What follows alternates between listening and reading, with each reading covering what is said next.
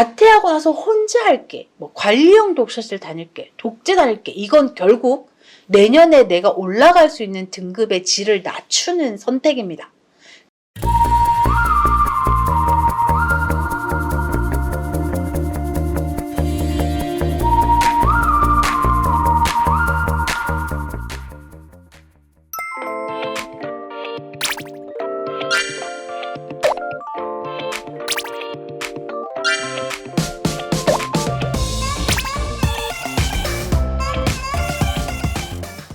안녕하세요 여러분, 쌤캠입니다. 오늘은 자퇴 후 독재학원 고민.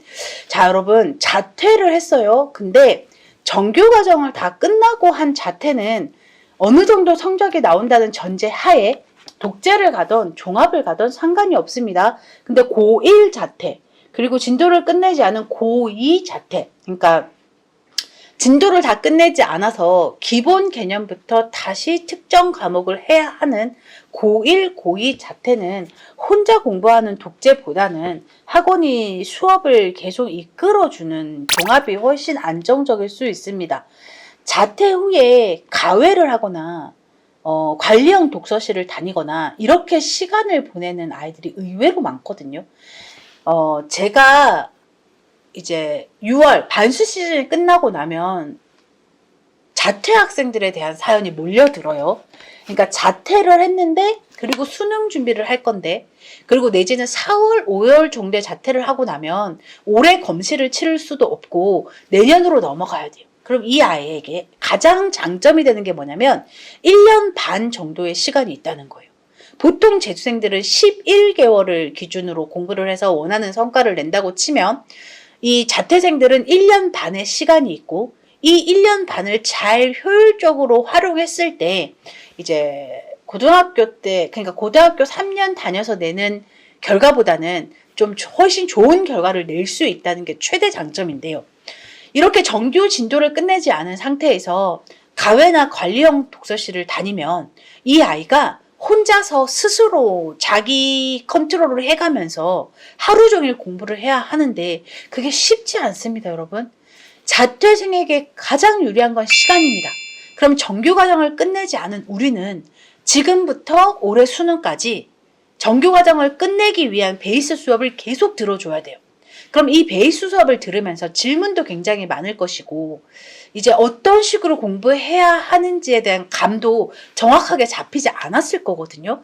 그러니까 이럴 때는 시스템이 정해져 있는, 그러니까 그 시스템만 따라가면 내가 원하는 베이스를 깔고 어느 정도의 이제 결과치를 낼 수 있는 시스템 안으로 아이가 들어가는 게 가장 안정적입니다.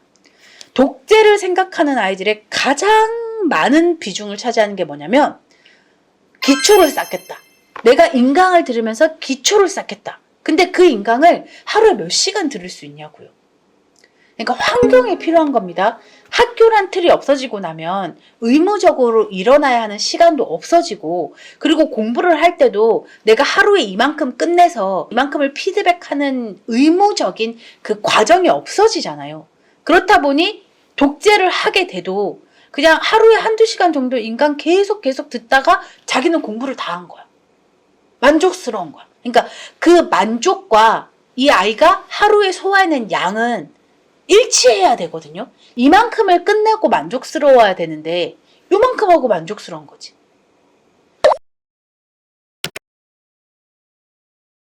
그래서 여러분, 정규 과정을 다 끝내서 내가 고3 모의고사를 봤을 때 한 2, 3, 4등급을 섞은 성적을 내는 자퇴생들은 독재를 가건 종합을 가건 뭐 관리형 독서실을 가건 무관합니다, 사실.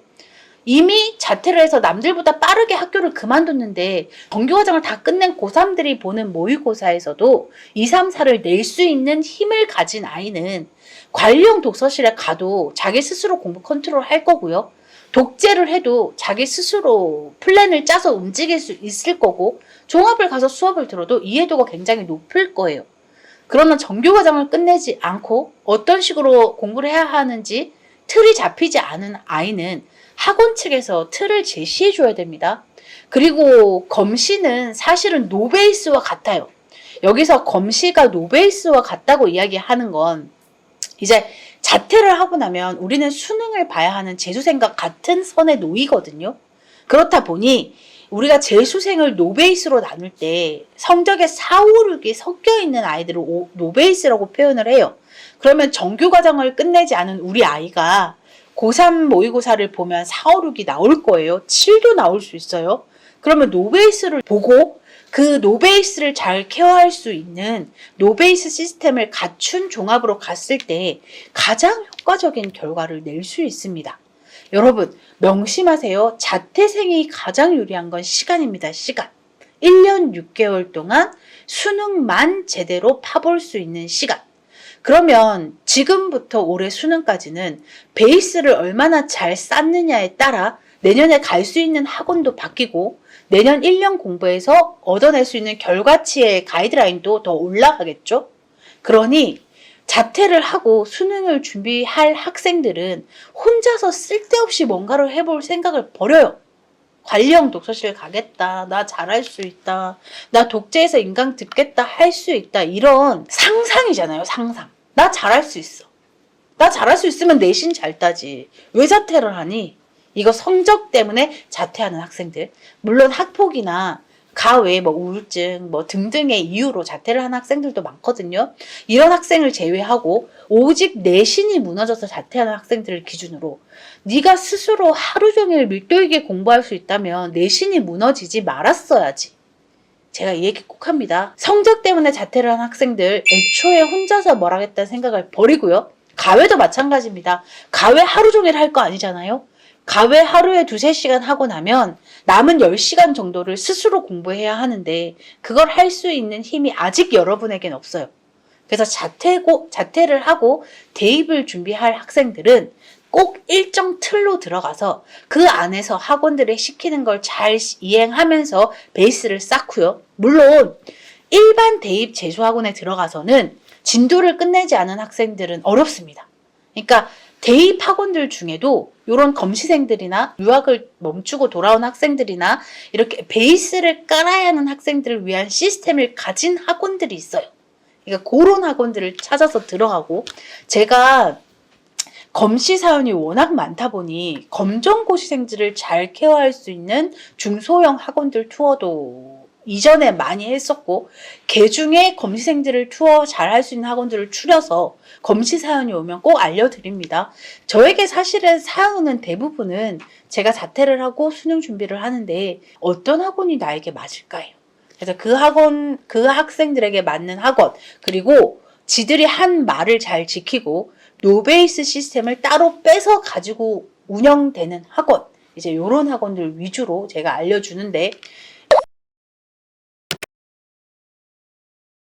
일단 오늘의 영상, 자퇴하고 나서 혼자 할게, 관리형 독서실 다닐게, 독재 다닐게, 이건 결국 내년에 내가 올라갈 수 있는 등급의 질을 낮추는 선택입니다. 그러니 처음에는 베이스를 잘 쌓아줄 수 있는 학원을 찾아서 다니고, 내가 어느 정도 등급이 나온 이후에는 독재를 하건 뭘 하건 아무 상관이 없습니다. 그러니까 초반에 좀 거만함을 빼야 합니다. 내가 진짜 열심히 공부했으면 내신 좋았을 거고 그럼 자퇴 안 했을 텐데, 이런 자기 반성이 필요합니다. 그러니 자퇴를 지금 선택하는 학생들, 이제 학원을 선택할 때 꼭 혼자 하겠다는 생각을 버리고 특정 틀로 소속돼서 그 안에서 단계 밟아가면서 베이스를 잘 쌓는 2024년도를 보내길 응원합니다.